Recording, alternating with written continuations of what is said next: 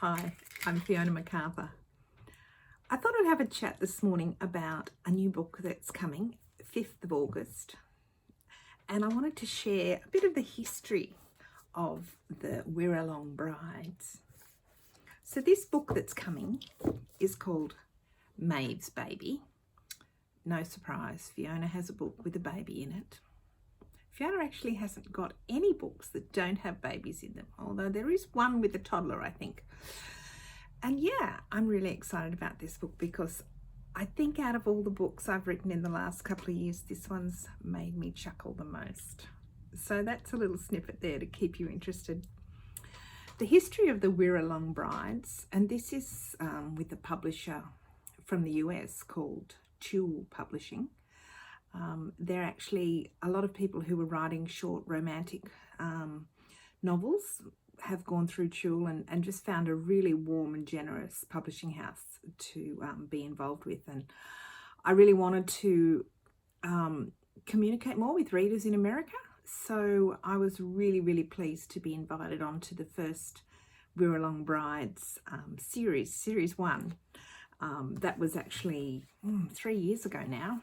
And that was Holly's Heart, which actually did really well. There's a couple of trophies here behind me, and that was the whole series won the Australian Romance Readers Association's continuing series award for 2018.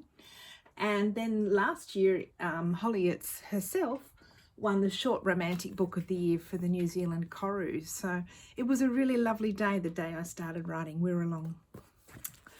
There's a second series that came out last year, series 2, and my book in that series was called Lacey. And Lacey was a midwife. Holly was actually a doctor, but Lacey was a midwife, or is a midwife, because I do actually consider that they're all still alive and living in Wirralong.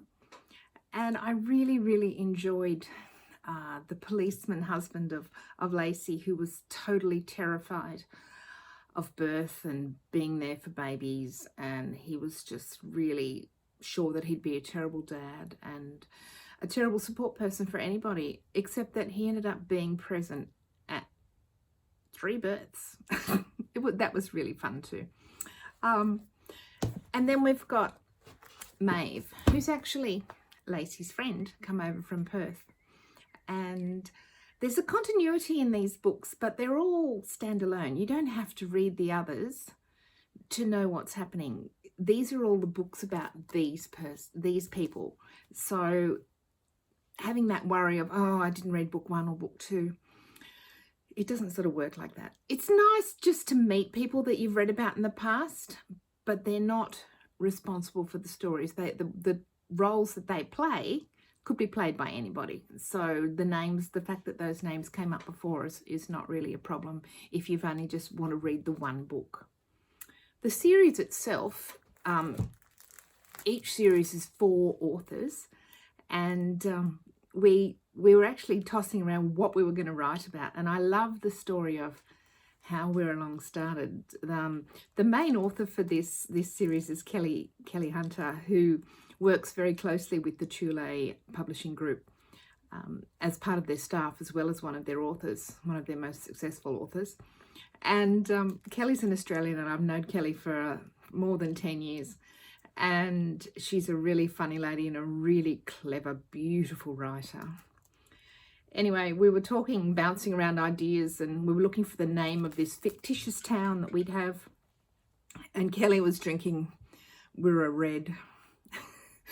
And so we decided that Wirralong was a really great idea to call this town, and it amuses me every time I think of it. It's a small town we've made up in Victoria, in Australia. It's got an old homestead that was Kelly's first story, and the heroine in that story inherits the homestead and turns this rundown homestead into a wedding venue. Victoria Perman is the second author in the first series, and she wrote a story about a lady coming to the town and being the celebrant for the wedding venue. Catherine Hine wrote the third story in the first series about the hairdresser in town.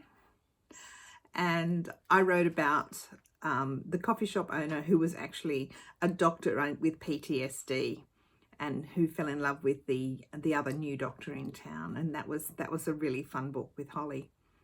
In the second series, Barb Hannay came on board because Catherine wasn't able to write for a while. And it's just so lovely to have Barb here now, and she's just beautiful. So the second series is actually, this is the second series here. It's really funny. We ordered some glasses wipes, you know, to wipe the glasses. And they came so long after all the books came out that we've still got them. So we're going to hand them out this time with this series. So anybody who buys a book, and I'll talk about that later, gets a free glasses cleaner, which is pretty funny. So the second series finished last year, and then the third series comes out. Kelly's got the first book again. She comes out on, I think, the 1st of August, and I come out on the 5th.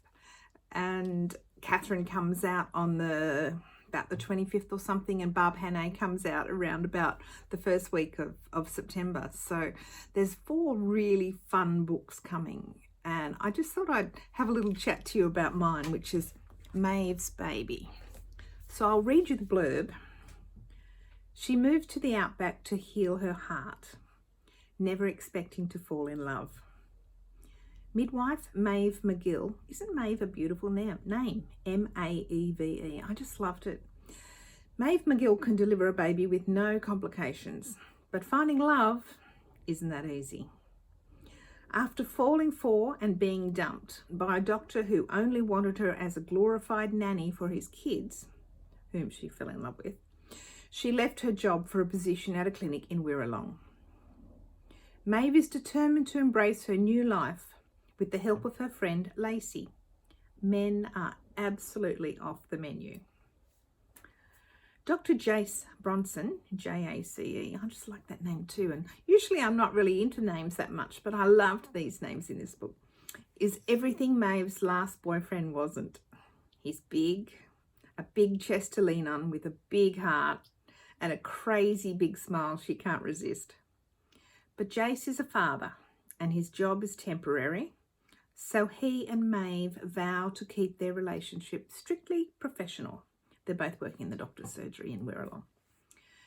Maeve doesn't want to risk the heartbreak, and Jace wants to protect his daughter from falling under Maeve's warm and caring spell the way he has. They had good intentions, but love, chemistry, and the magic of Wirralong have a way of bringing 2 wounded souls together. There's a story to the cover of this book.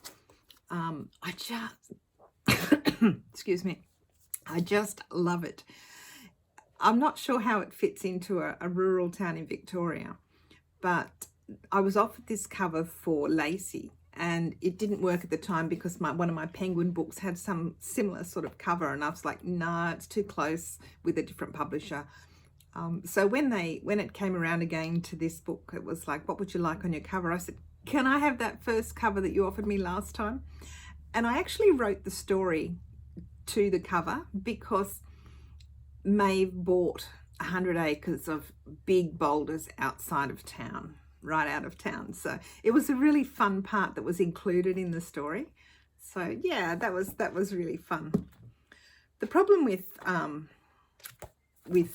Jace is that he's a widower, and he lost his wife when she was having a baby. So he's got a lot of issues because he didn't save her. You know, he couldn't save his wife. He feels that he just can't take on the thought of anybody else being held at risk by having a pregnancy. He doesn't think that he can ever really settle down with another woman, and he certainly can't settle down with a midwife because somewhere in his brain he blames a midwife for his wife and the passing, even though there was nothing anybody could have done about it. He knows it's unreasonable, but it makes him hard on Maeve. And Maeve's not someone who can be trodden on, so there's a lot of fireworks. There's a lot of clever chat, and there is some gorgeous scenes with them talking to each other on the phone late at night with his little daughter asleep. And yeah, it's a fun book. I loved it. If you'd like to get a copy of Maeve, Mary will have one in the library at Kempsey, and any other libraries are more than welcome to buy a copy from Lightning Source. You can buy a copy from my website at FionaMacArthurAuthor.com, FionaMacArthurAuthor.com/bookstore, or just go to the front page and look for the bookstore, and I'll send it through to you for $20 in post, including post in Australia. And you'll even get one of these little glass things with it, and a bookmark for my next Penguin books, which is lovely to be able to put all these little treasures in there when people buy books from the author, which I can sign. So make sure you let me know what you want it signed to. But otherwise, grab it from the library, have a read, have a chuckle, escape for the day, and finish with a smile. It's lovely talking to you. I'll talk to you soon. Bye.